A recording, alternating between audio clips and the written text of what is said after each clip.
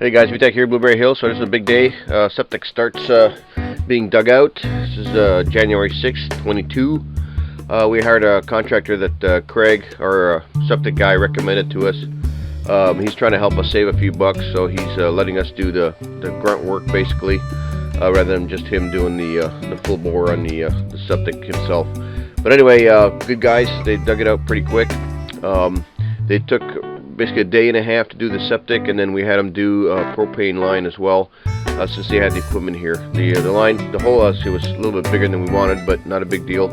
Saved us a few bucks in the long run, because otherwise we would have had to get a hole saw to cut that one. But anyway, he's a big old jackhammer on the bobcat and did the job pretty nicely.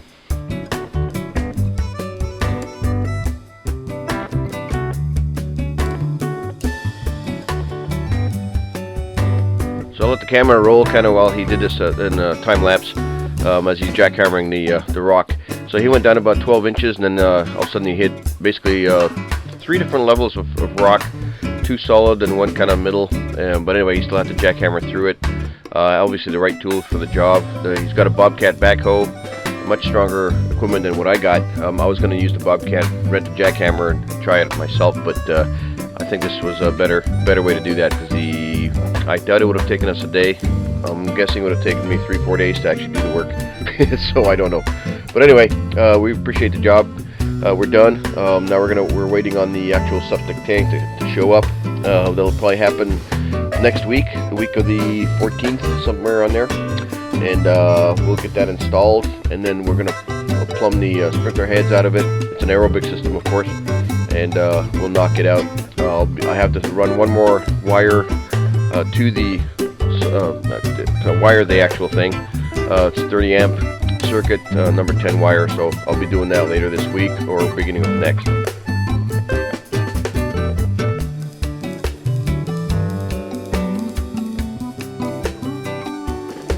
So while the guy was having I think lunch or something or other, I took the camera away and I decided to show how I'm installing the register boxes in the ceilings.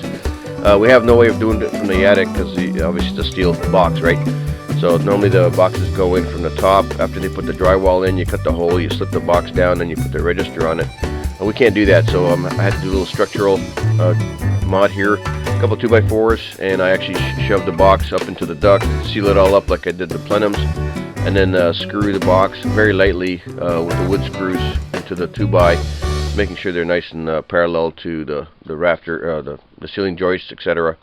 And just rinse and repeat. I had 20 of these to do. Luckily, we ended up having all the registers we needed. Yay!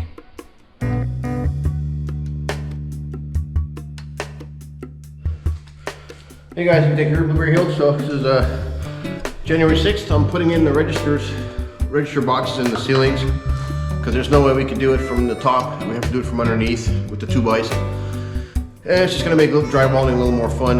But anyway, we can center them up, put them up there, and I'm actually modifying the registers a little bit. If you see in here, you see how the insulation is kind of like interfering with the flow. So I'm actually installing normal little plastic wedges and feeding it in.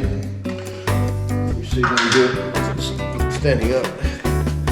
So I compress it a little bit, and I put the wedges behind the tube, and it holds the insulation nice and flat. Let me do it on my leg and I'll show you what it looks like. There you go. So that's what it looks like when it's fixed, and that's what it looks like when it comes from the factory. I'm not sure why it's like that. It's very inefficient in my opinion. But anyway, I'm doing it for all of them. And of course, everything's going to be spray foamed above. So it's going to be nice and tight. Anyway, I'm just being overly funny, I guess. So there you go. Round, round, register, a little better flow, you know. And of course, you got these lips right here that'll catch it, but it's not gonna, that's probably not going to interfere too much with the flow. But anyway, a round hole instead of being cut off on each edge. So that's my little tidbit of register boxes. Woohoo! All right, back to installing. So basically, I use the ladder as a support piece for the register box. Puked it all up on the ground, and I shoved the duct on it, and then zip tie the heck out of it. and then shove it up into the attic as best I can, and then use little wood screws from the 2x to actually hold the box in place. They're not really securing it much, except for just keeping it nice and level and where it'll be situated.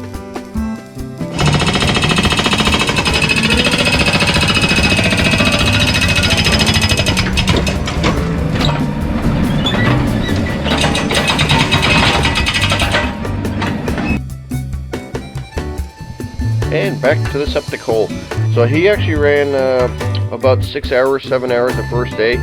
And you can see where it looks like the thing's not moving. He's actually jackhammering and it's not going in very deep. He just kind of lets it bang away and then moves the head a little bit and then breaks the rock pretty good. The guy was really good. The operator knew exactly what to do. That would have been a learning curve on my part if I had to rent one of these. But the rental for the Bobcat would have been a lot smaller unit. So this is a pretty big jackhammer. Did the trick, and the guy was exceptional on the machine. I was kind of jealous. I wanted to run it, but obviously I didn't get a chance to. Neat machine. Well worth the effort. The backhoe on the tracks seems like a pretty worthwhile machine. Huh? No, I'm not getting one.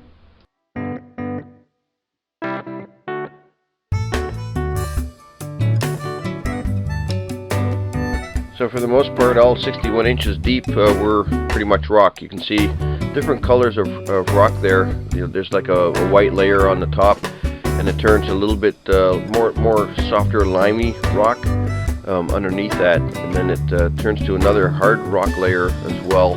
It's all limestone. It's just a different, I guess, age and compressed version of the rock itself.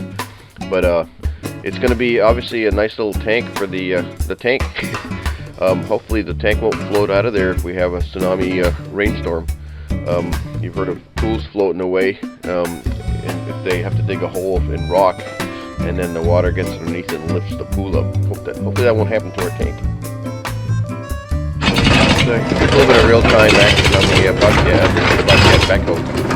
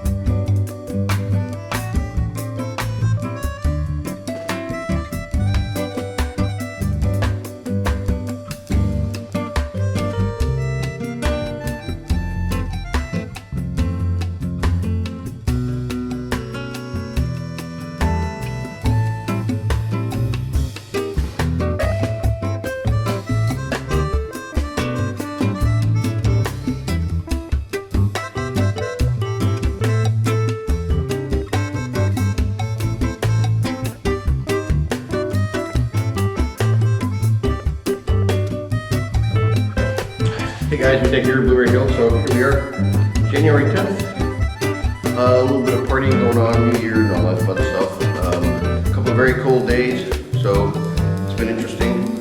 I actually worked on a bunch of little things. One was, which was a major pain in the butt, the black iron pipe. Turns out I had a couple of very, very tiny leaks, and I had to go up to 60 psi on a pressure gauge to actually find the leaks. Believe it or not, I kind of figured it'd be this way. The main parts of the lines were just fine.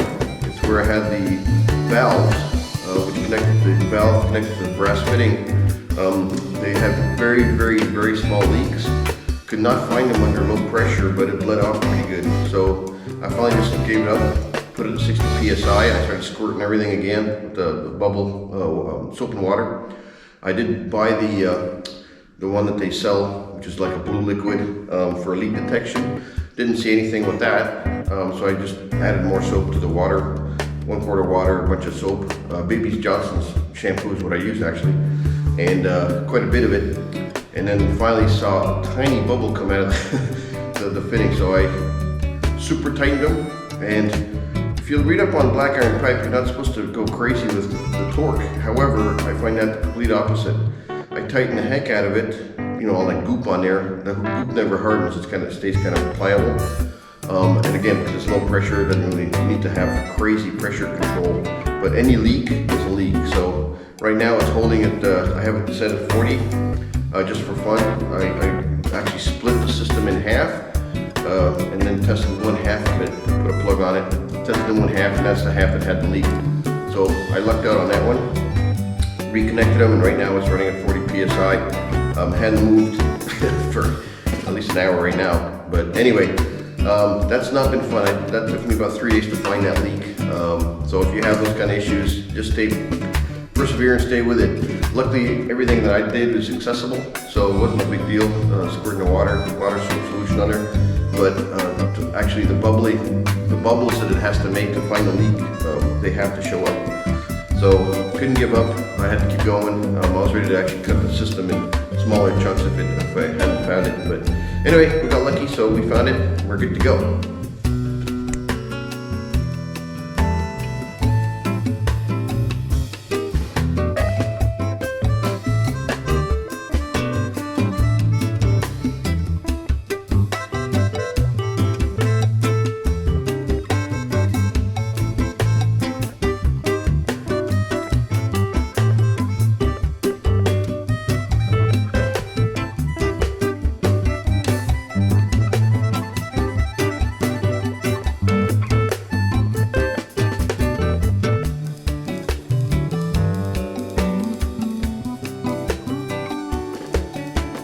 Wow, guys, that was a few hours of work.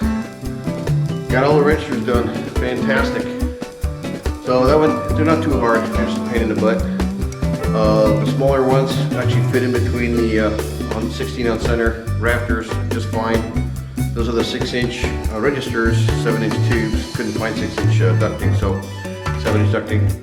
And then all the other ones were 8-inch, and I had to make those cross pieces for in between the rafters. I call them rafters. They're ceiling joists or rafters, whatever.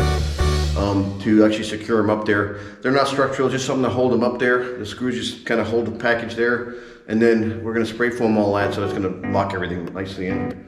But anyway, that's a wrap for that. Fantastic. Very happy.